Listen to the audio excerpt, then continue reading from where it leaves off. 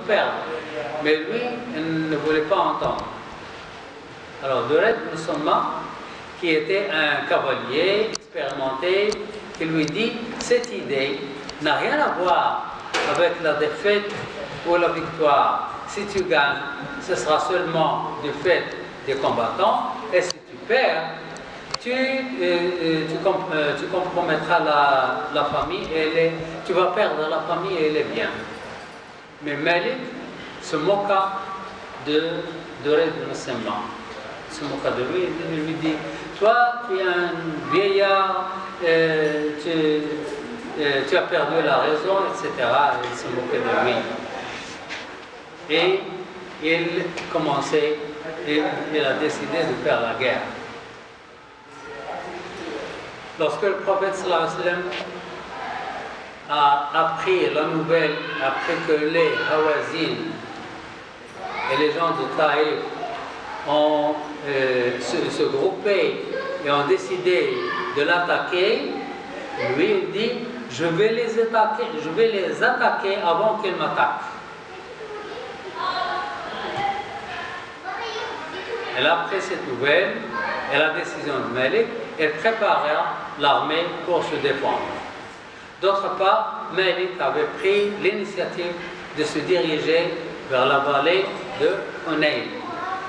Hunayn, c'est une vallée pas loin de Mecca, 27 km de Mecca. Il lança son armée dans les passages menant à cette vallée. Il plaça ses combattants. C'est une vallée, il y a des montagnes. Alors les combattants se cachaient derrière les montagnes, le long de la vallée.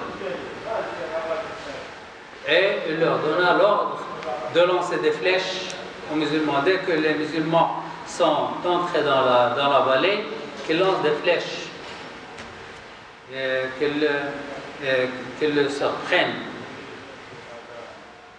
Donc ils jouent sur la surprise.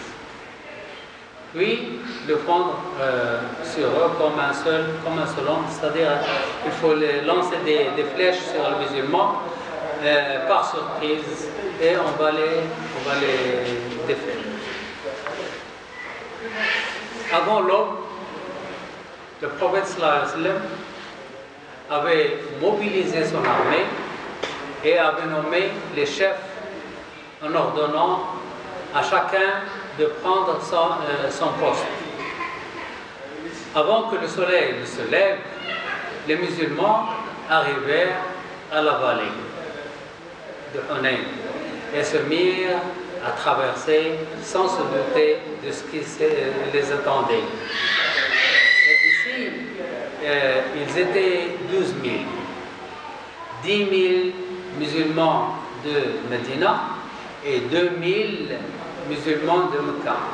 Les 2 000 sont nouveaux musulmans. Ils viennent d'apprendre l'islam, mais ils sont nouveaux musulmans, ils ne connaissaient pas beaucoup de choses.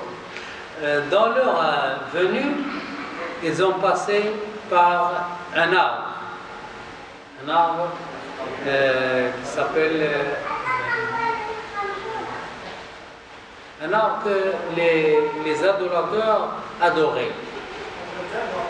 Et ils demandent au prophète de leur donner la permission d'adorer cet arbre. Ils ne savaient pas, ils sont nouveaux en islam. Et ils ont passé leur vie à adorer les statues. Alors ils demandent au prophète, ils disent, donne-leur l'autorisation d'adorer cet arbre avant de continuer là-haut. Il dit non, nous sommes musulmans, il faut adorer Allah seul. C'est une parenthèse pour montrer que ces 2000 personnes ne connaissent pas l'islam. Avant que le soleil ne se lève, les musulmans arrivèrent à la vallée de Hunayn et se mirent à traverser. Et puis ils ont fait, les musulmans ont fait une autre faute. Ce sont les nouveaux musulmans, les gens de Mecca. ils regardaient, ils étaient 12 000. Ils disaient, oh, c'est une armée qui est très grande. Nous allons gagner parce que nous sommes nombreux. Et il ne faut pas dire ça. Il faut dire que la victoire vient d'Allah. Elle ne vient pas de la force de la personne. Dès qu'ils sont entrés dans la vallée, et voilà les flèches. Les flèches, les autres qui leur lançaient des flèches, s'abattirent sur eux de toutes parts. Les troupes ennemies leur assénèrent des coups efficaces qui les obligèrent à se disperser. La conséquence, donc les ennemis leur ont pris par surprise et leur ont lancé des flèches, alors les musulmans se sauvaient. Parce qu'ils ont été pris par surprise. Ils croyaient que l'armée est encore loin. Ils ne pensaient pas que l'armée est sur la route et ils se cachent derrière les montagnes. Alors ils sont pris par surprise, puis ils ont pris la fuite. Ce fut donc un grand échec pour l'armée musulmane. Ils ont pris la fuite et qui reste? Il reste le prophète sallallahu alayhi wa sallam et très peu de gens à côté de lui. À ce moment-là, le prophète sallallahu alayhi wa sallam se pencha vers la droite et appela les musulmans en disant: je suis le prophète, pas de mensonge, je suis le fils d'Abd al-Muttalib. Ana al-Nabi al-Kadib, Ana ibn Abd al-Muttalib. Et il combattait les ennemis. C'est la deuxième fois. La première fois, c'était en Uhud. En Uhud, la bataille de Uhud, à l'année 3,